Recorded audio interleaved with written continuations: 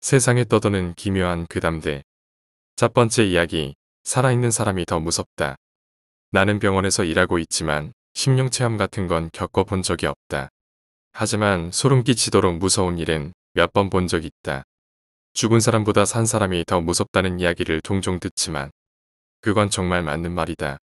2달 정도 전 어느 환자분이 세상을 떠났다. 사인은 질식사. 아무래도 가족이 보낸 음식을 몰래 먹다가 그게 목에 걸려 질식한 듯했다. 그분은 꽤 건실한 분이었던 데다 퇴원 일정도 잡혀 있었고 가족들도 상냥한 사람들 뿐이라 간호하는 입장에서도 무척 유감이었다. 가족들은 사체를 대면하자 통곡했고 손자부터 딸, 사위까지 사체에 달라붙어 있었다. 그 모습을 보니 사람의 죽음에 익숙해진 우리들도 울컥해. 신입들 중에서는 따라 우는 녀석까지 있을 정도였다. 사람의 생명이라는 건 이렇게 무거운 거구나 다시금 느낀 순간이었다. 하지만 그로부터 몇 분 후 영안실 문이 갑자기 쾅 하고 열리고 화장을 진하게 한 아줌마가 들어왔다. 그리고 갑자기 사체에 덤벼들더니 소리쳤다. 이 쓰레기 같은 할아범이. 가족도 그 자리에 있던 직원들도 아연실색했다. 하지만 곧바로 정신을 잡고 그 아줌마를 말리기 시작했다. 뭡니까 당신은. 시끄러워. 불만이 있으면 이 할아범한테 말하라고. 아줌마는 그렇게 외치며 침대 위에 있던 할아버지 사체를 바닥으로 던져내렸다. 당연히 그 광경을 보자 가족들은 광분의 아줌마에게 덤벼들었지만 그 아줌마가 하는 말을 듣고 가족들의 안색이 바뀌었다. 그 아줌마는 죽은 환자의 사생아라는 것이었다. 아줌마는 계속해서 콧김을 씩씩 내쉬며 말했다.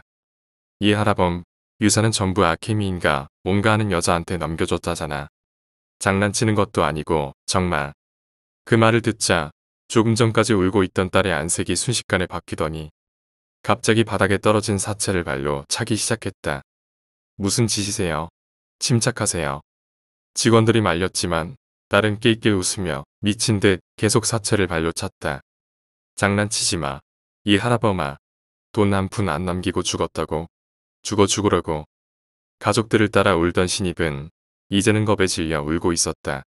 나머지 가족들은 그저 망연자실하고 있을 뿐. 나를 비롯해 경력이 좀 된 직원들은 계속 환자를 걷어차는 아줌마와 딸을 말리러 갔다. 손자는 어머니의 급변한 모습에 울부짖는다. 그야말로 지옥도였다. 그 후 원장이 달려와 소라는 수습되었지만 내 머릿속에는 딸의 그 귀신 같은 모습과 발로 미친 듯 걷어차인 불쌍한 사체뿐이었다. 마치 영화에나 나올 법한 사건을 눈앞에서 겪은 것이다. 병원에서는 사람이 죽고 사는 일은 흔한 법이다. 하지만 그 사건은 무서웠다. 살아있는 사람이 어디까지 무서워질 수 있는지를 나 자신이 절감했으니 그 후 그 가족이 어떻게 되었는지는 나도 모른다. 두 번째 이야기. 20년 전 일본에서의 장난전화. 10엔짜리 동전이 수중에 있으면 종종 공중전화에서 장난전화를 걸곤 했다. 적당히 번호를 눌러서 연결이 되면 상대가 끊을 때까지 아무 말 않고 가만히 있는다. 연결이 되지 않으면 한 번 더 대충 번호를 누르고 말이지. 그날 역시 공중전화에서 장난전화를 하고 있었다. 웬 남자가 전화를 받았다. 여보세요? 무슨 일이요? 아무 말 않고 가만히 있었다. 장난전화인가? 상대는 전화를 끊었다.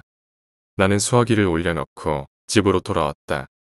한동안 집에서 시간을 때우고 있는데 전화가 왔다. 평소에는 가족 중 누군가가 전화를 받겠지만 그날은 하필 집에 나 혼자였다. 어쩔 수 없이 나는 투덜대며 전화를 받았다. 여보세요? 무슨 일이요? 전화를 걸어놓고 무슨 소리를 하는 건가 싶었다. 뭐가요? 아까 전에 전화 걸었었잖아. 무슨 일이요? 순간 머릿속이 새하얘졌다. 수화기 너머 목소리는 아까 내가 장난 전화를 걸었을 때 연결됐던 그 남자 목소리와 같았다. 겁에 질려 나는 아무것도 아닙니다라고 대답했다. 남자는 혀를 찢 차고는 전화를 끊었다. 그날 이후 나는 장난 전화를 때려치웠다.